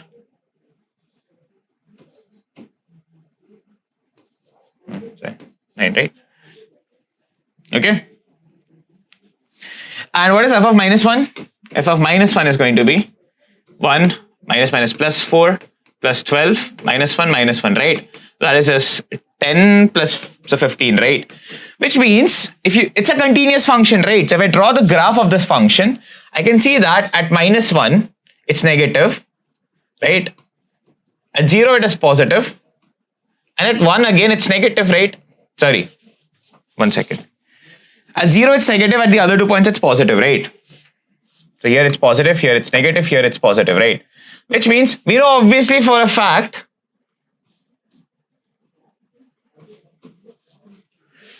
one second. So over here we got that it has at most 2 roots, right? So f of -1 is positive, f of 1 is also positive, f of 0 is negative, right? Right? And what is this function? It's a degree 4 function, and we know it can have at most 2 roots. And we are getting 2 roots for sure from here, right? One of them is in between -1 and 0. The other one is between 0 and 1, right? Which means this can have exactly 2 roots, right? We know for sure it can't be more than 2, right? And we're getting 2, so it has to be exactly equal to 2, right? Okay? That's a simple question of application of derivatives, all right? All right. Coming to the next question. So what we have here is the radius of a right circular cylinder increases at a constant rate. Its altitude is a linear function of the radius and increases 3 times as fast as the radius, okay? So let's write down this information. So the rate of increase of the radius is a constant, right? So let's call it some c, and it's given that the altitude, so the height is a linear function of the radius, right? So let's write it as some ar plus b, and it's given that the rate of increase of the increase is 3 times as fast as the radius, right? Which means dh by dt, which is a dr by dt, is equal to 3 times dr by dt, which directly gives me the value of a as 3. Also, it's given that when the radius is 1 centimeter, the altitude is 6 centimeter, right? So when the radius is 1, altitude is 6, so it's 3 plus b, which gives me the value of b as 3, right? Okay? Cool. So we know explicitly that h is nothing but 3 times r plus 1. That's one of the important things we can derive from here. Okay. Now it's given when the radius is 6 centimeters, the volume is increasing at a rate of 1 cubic centimeter per second, right? So what is the volume? Volume is nothing but pi r square h, right? Okay.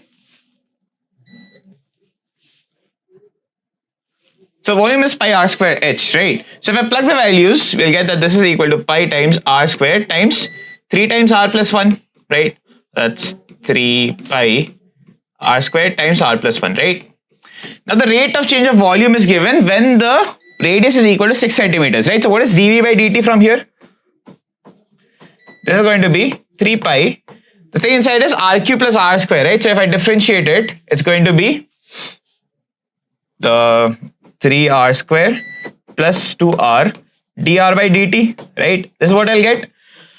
Now it's given that when the radius is 6 centimeter, the volume is increasing at the rate of 1 cubic centimeter per second, right? So from here, this is 1. So I can find out what is dr by dt. So dr by dt just turns out to be 1 by 3 pi times 3r square plus 2r, right? R was 6, right? So that's 3 times 36 plus 12, right? All right. This is what we can say, okay? That just turns out to be times 360, okay? So I think, 1 second, that turns out to be 120 times 3, so 360 pi. Yeah, right. Okay.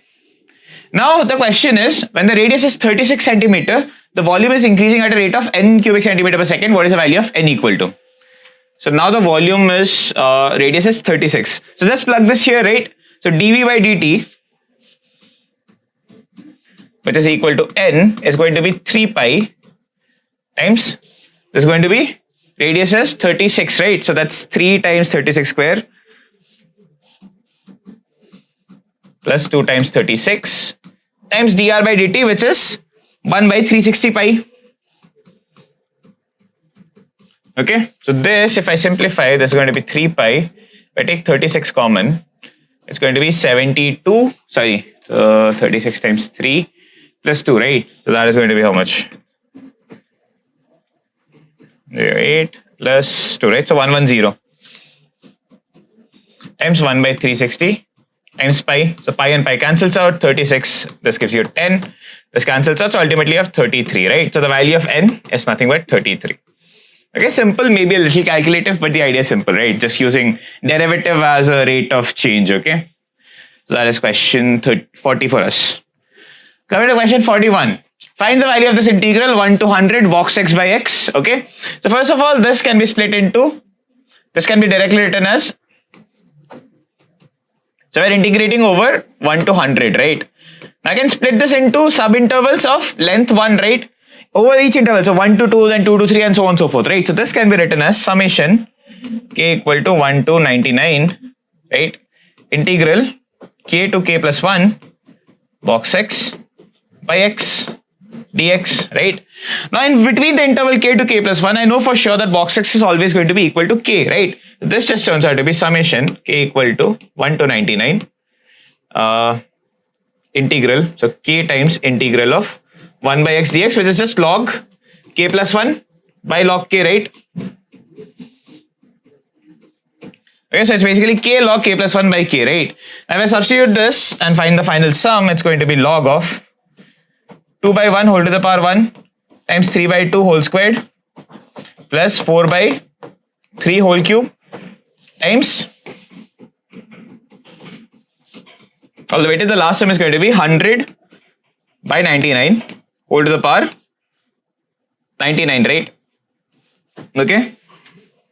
So observe that you have 1 2 remaining, you have 1 3 remaining, you have 1 4 remaining, you have 1 5 remaining in the denominator, right?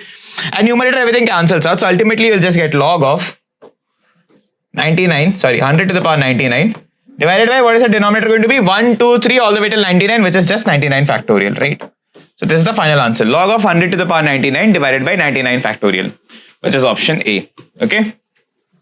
Clear? Alright, moving on. Alright, let's get the next question. So the next question is, let I be this integral equal to minus pi by 2 to e to the power pi by 2 sine square log x plus sine log x square dx, okay? So I think a very natural substitution would be to put, say, t equal to log x, okay? Which would basically give you x equal to e to the power t, right? Alright, so if I look at the limits of the integral, so I will now just look like, if x is equal to e to the power minus pi by 2, t is going to be minus pi by 2, and at the upper limit it's going to be plus pi by 2, right?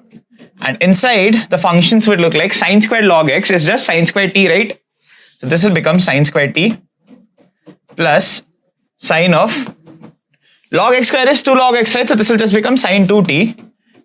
And if I look at dx, so dt is equal to 1 by x dx, which implies dx is x times dt. Now x is e to the power t, so e power t dt, right? So times e to the power t dt. Now what do we do from here? We can break this as two different integrals, minus pi by 2 to pi by 2. Sine square we can break it as 1 minus cos 2t divided by 2 e to the power t dt plus integral minus pi by 2 to pi by 2 sine 2t e to the power t dt, right? Okay. Now what's the next obvious step? We just integrate both of this using by parts, right? So if I integrate the first one, what will I get? Or we can further actually split this first integral, okay? So we can write this as integral minus pi by 2 to pi by 2 e to the power t dt divided by 2, so bring that half outside, minus integral minus pi by 2 to plus pi by 2 cos 2t dt, sorry, cos 2t e power t dt divide, so this, there'll be a divided by 2, and plus integral minus pi by 2 to pi by 2 sine 2t e power t dt, right? Okay, fine. Now one shortcut, one way would be to again use by parts on each of these, right? But there is a smarter way in which we can approach this. So write this first part as half minus pi by 2 to pi by 2 e power t dt. The second part can be written as integral minus pi by 2 to pi by 2, say minus cos of 2t by t plus sine 2t e power t dt, right? Now what is the second form? It's nothing but fx plus f prime x. See, what is the derivative of this? Sine 2t, so minus sine, right? So minus minus becomes plus, so sine 2t times 2, so 2 and 2 cancels out, so you get sine 2t, right? So this is fx plus f prime x times e power x dx, something like that, right? So the second integral, first integral we obviously know it's going to be half e power t, right? So e power t between minus pi by 2 and pi by 2, plus the second integral is going to be just e power t times minus cos of 2t by 2 between minus pi by 2 and plus pi by 2, right? Which will give you what? Half e to the power pi by 2 minus e to the power minus pi by 2 plus the second part is going to be e power pi by 2 times cos of pi, right? So that's minus 1, so minus minus becomes plus, so this will become plus half. So you can take the 2 outside. Yeah. Second one is going to be minus of cos of minus pi, right? Cos of minus pi is again minus 1, so this will be e to the power minus pi by 2 again, right? So this basically gives you e to the power pi by 2 minus e to the power minus pi by 2, right? Which is option D for us, right? Okay. Right, so remember this, okay? So sometimes you might need to observe these tiny facts even if it's a definite integral question, okay? It makes your calculation way easier, all right? Okay. In this question, we have p of t given to us, then find the value of this integral times p of minus t minus 1, right? So p of minus t minus 1 is going to be what? If I plug this, you'll get minus t minus 1. Next term is going to be minus t minus 1 minus 1, so minus 2, right? All the way till minus t minus 2025 divided by 2024 factorial, right? Which just turns out to be minus, because there are 2025 terms. If I take a minus outside, you'll get this times t plus 1 all the way till t plus 2025 divided by 2024 factorial, right? This is what we are going to get. Now observe that if I just consider a new polynomial, let's call it g of t. G of t is just t plus 1 plus 2025. Then what is log of gt? The sum of these, right? Summation of t plus k, where k ranges from 1 to 2025, right? Okay.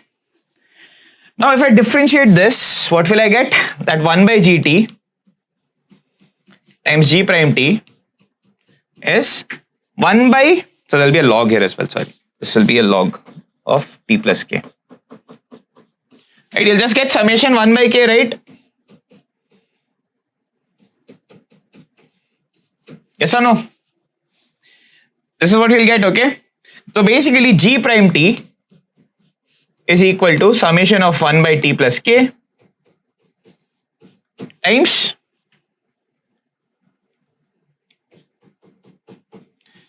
g of t, which is basically this product t equal to 1 till t equal to 2025, right?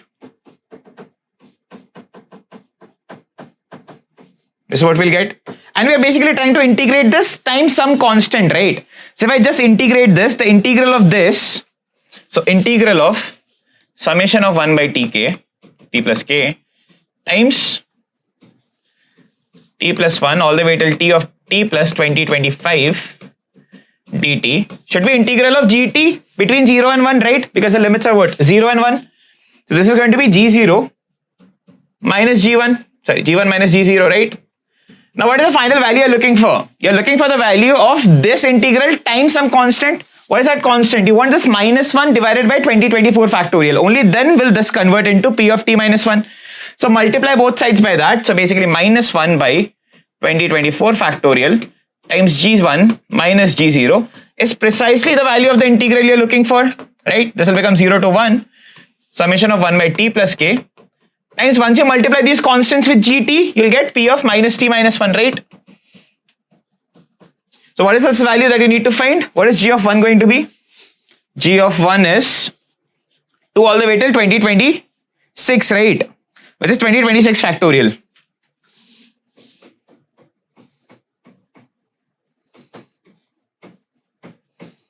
Minus g0 is going to be just 1 all the way to 2025, so 2025 factorial.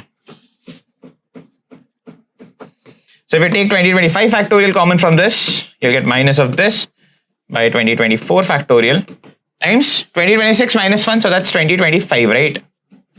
And if you cancel out the 2024 factorial, you'll get minus of 2025 whole squared, okay? Fine.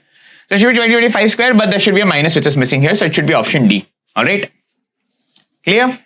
Okay. Coming to the next question. Define f from 2 to 222 to r, where fx is max of n times 1 minus mod of x minus 2n plus 1, where n ranges from 1 to 10. Then the area of this region, where y lies in between 0 and fx, where x lies in 2 and 22, is what? Alright, so first of all, as usual for any question of area under the curve, we need to first plot this graph, right? That is the first step. Okay, so as you can see that there are multiple graphs over here, right? And what do these graphs look like? The first graph is basically 1 times 1 minus mod of x minus 3. Next one is going to be 2 times 1 minus mod of x minus 5, right? Then 3 times 1 minus mod of x minus 7, and so on and so forth, right? All the way till equal to 10. So let's start off by trying to plot these graphs, because that's essentially what you need to do for every question of area under the curves, right? So let's go to the next page. So first graph is basically 1 times mod 1 minus mod of x minus 3. What is mod of x minus 3? Mod of x minus 3 looks like this, right? X minus 3 would look like what? Yeah. So how do you draw this? X minus 3 is at x equal to 3 it will be 0, at x equal to 0 it's minus 3, this, right? So if I take the mod of this, it will start from here, right? So you'll get something like this. Okay. So minus of this is going to be the opposite of this. This is what you'll get, right? This is minus of mod of x minus 3, right? And what are you doing? You're adding 1 to it. So it shifts upward by 1, right? So essentially, if I remove all this and just draw the final graph, it would look something like this, right? At 3, something like this. Now we need to figure out the points, right? What is this point? At x equal to? When is this going to be equal to 0? We want 1 minus mod x, so x minus 3 should be equal to 1, right? Which means x is either 4 or it's equal to 2, right? So 2 and 4. And at x equal to 3, it's precisely going to be 1, right? So this is x equal to 3. Similarly, if I do it for twice of 1 minus mod of x minus 5, right? What is this going to look like? 1 minus mod of x minus 5, again similar. It's going to be from, again at 4, it will pass through this point, right? And the other point will be at 6, right? At 6, it's again going to be 0. So 4 and 6. But you're multiplying it by 2, right? So this value basically becomes double, right? So I can just shift it upwards. So at x equal to 5, what will you get over here? This value is going to be 2, right?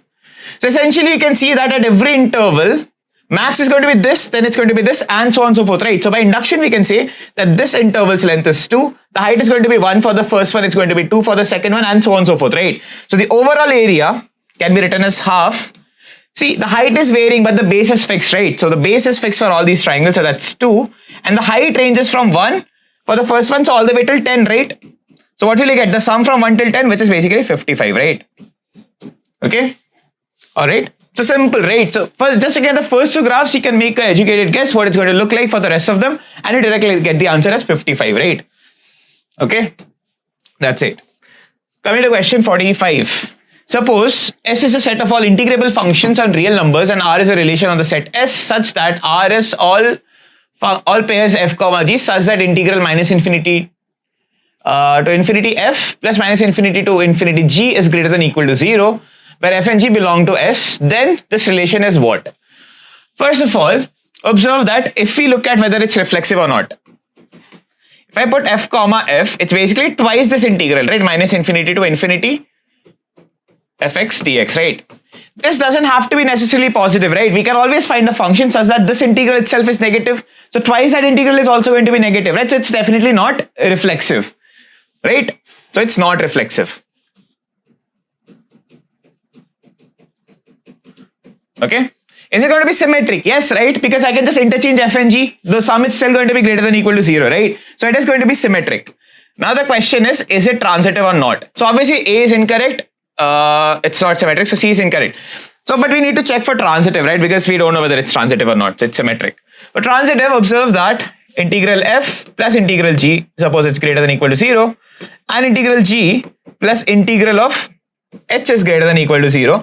We want from here that the integral of f plus the integral of h should be greater than or equal to 0. Can we make any predictions about this?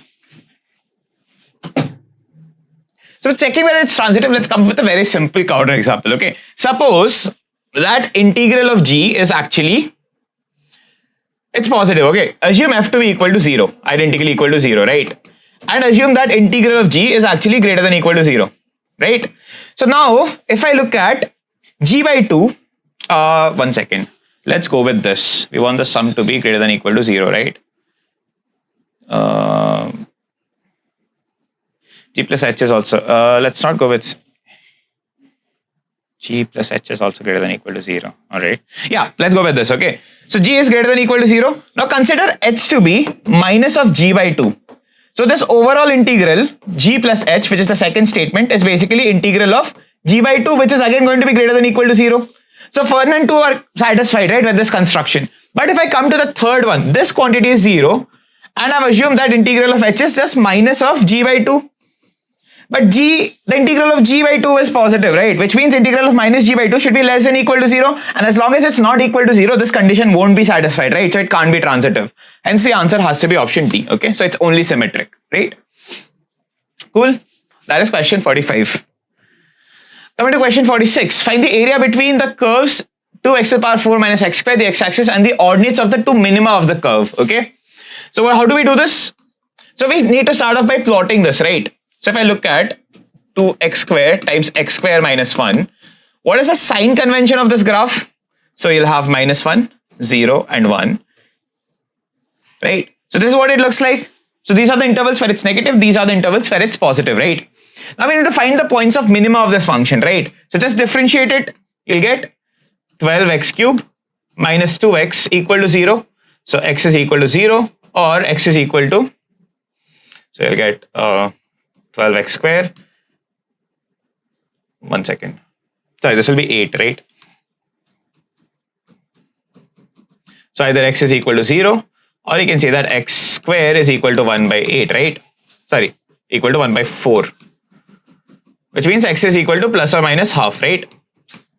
Okay. Now you can clearly observe that at minus half and plus half, the function is definitely negative, right? And 0, it's exactly equal to 0, right? So it's a point of local maxima. These are points of local minimas, right? So if I draw the actual curve, what is it going to look like? So this is precisely what it's going to look like, right? And you need to integrate it between these points of minima, right? Minus half to plus half, right? How do we do that? See, overall in this interval, the function is always negative, right? So what do we get? We want integral minus half to plus half, integral of 2x4 minus x square. Now obviously this is an even function, so this is twice the integral 0 to half 2x4 minus x square dx, which is just twice of 2x power 5 by 5 minus x cubed by 3 between 0 and half. Okay, so that gives you 2 times 1 by 32 times 5 minus 8 times 3, 1 by 24, right? This will be by 480. This is going to be 3, right? 3 to the 6 minus, it's going to be 2420, right? Okay. So it should have been minus of this, right? Because it's below. So minus of this, okay? Whatever you get. Remember this, okay? You want x-axis minus the curve of below, right? So this will be minus of this. So that gives you minus 14. So 2 times 14 divided by 480, right? Which turns out to be 240, 7, 120, right? So the final answer is 7 by 120, okay? So that is option A. Cool? Let's find the solution of the differential equation dy by dx equal to y by 2y ln y plus y minus x, right? So obviously this looks in a complicated form, so I can rewrite this as dx by dy is equal to 2y ln y plus y minus x divided by y, which can be rewritten as dx by dy. If I bring this minus x by y to the left hand side, I'll get x times 1 by y plus is equal to, 2 ln y plus 1. So this is my function p, right? So what is the integrating factor? It's a simple linear differential equation. So it's e to the power integral of 1 by y dy, which is e to the power log y, which is just y, right? So the final solution is going to be xy is equal to integral of y times 2 ln y plus 1 dy, which is integral of 2y ln y plus integral of y dy, right? Plus some constant, obviously. This turns out to be twice of, what is the integral of this? It turns out to be y square by 2 ln y minus y square by 4, right? It's a standard integral. We have done this in y parts, right? So y power 4 by 2 plus y square by 2 plus some constant, right? So this and this will cancel out, right? After multiplying with this 2. So this is going to be, y square by 4. Yeah. So this multiplying by 2 will cancel out with this. You'll be left with y square ln y plus some constant. This is a value of xy, right? So what is x going to be? X is nothing but y ln y plus c by y. So y ln y plus c by y, right? So that's option A. Okay, all the options have 2, but there should not be a 2, right? 1 second.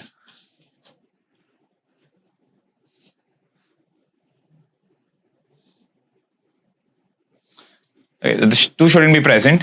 It should just be y times ln y plus c by y, okay? So that's option A is the correct answer, okay? Coming to 48, for what values of k do the following system of equations possess a non-trivial solution over the set of rationals? All right. So for this, so if you want this to possess a non-trivial solution over the set of rationals, we just want the determinant of the coefficient should be equal to 0, right? So we want the determinant 1, k3, 3, k minus 2, 2, 3, minus 4 to be equal to 0. And what does this turn out to be? 1 times minus 4k minus plus 6 plus k times minus 4, or let's go with minus k times minus 12 minus plus 4 plus 3 times 9 minus 2k. This should be equal to 0. So if I simplify this, what will I get? You want minus 4k plus 6 minus k times minus 8, so plus 8k plus 27 minus 6k, right? To be equal to 0. So what do you get? So you get 10. So 8, so that's 2. This gives you 33. So k is nothing but 33 by 2, right? Okay, so that's option D for us. Okay. Right. So this question is, let A and B be 2 cross 2 matrices, then which of the following is always true? This is a standard result. You should know that determinant of A plus B plus determinant of A minus B is twice determinant of A plus twice determinant of B. But if you want to prove it and you don't remember it, the simplest way is take 2 cross 2 matrices A, B, C, D, B equal to E, F, G, H. Look at the matrices A plus B, A minus B. Their determinants are easy to calculate, right? These are just 2 cross 2 matrices. Compute the left hand side, compute the right hand side, look at which possible variation satisfies it, okay? So it will turn out to be option B, okay? That is question 49. Then the final question, let A, B, C be non-zero vectors such that A cross B cross C, so this vector triple product is given. That's 1 by 3 mod of mod B plus mod of C times A, okay? Then the acute angle between vectors B and C, if that is theta, then find the value of sine theta, okay? Alright, so in question 50, we have A, B, C are non-zero vectors such that this A cross B cross C is equal to 1 by 3 mod B mod C times A, right? So we know we can write the vector triple product as AC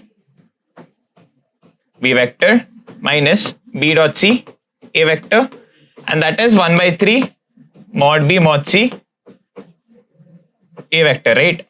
Now from here I can write that A dot C times B vector is going to be equal to mod B times mod C. B dot C is what? Mod B mod C cos theta, right? Where theta is the angle between B and C. So if I send it to the other side, I can take mod B mod C common from both the terms. I'll be left with 1 by 3 plus cos theta times A vector, right?